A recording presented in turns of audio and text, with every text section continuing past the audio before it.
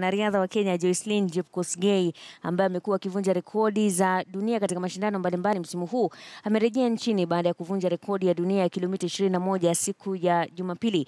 Jepkosgey alitoa ushindi wa mashindano ya Valencia, na katika kutoa ushindi huo wa saa 1 dakika 4 na sekunde 51, Jepkosgey akaboresha rekodi yake ya dunia.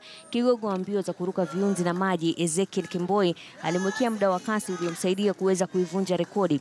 Jepkosgey pia ni mshikilizi wa rekodi ya dunia ya kilomita 5, kilomita 10 na kilomita 15 vilevile. Matumaini yake ni kuweza kushiriki mbio za marathon na kuwakilisha Kenya katika michezo ya Olimpiki jijini Tokyo, Japan.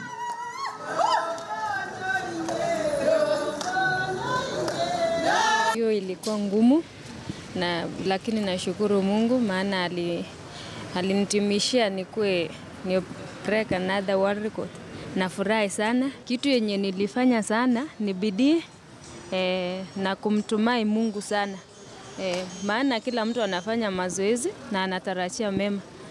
Lakini sisi tulikuwa tunaomba kila mara tukienda mbio tunatarajia kufanya mema zaidi kuliko wakati yenye tulienda wakati mwingine.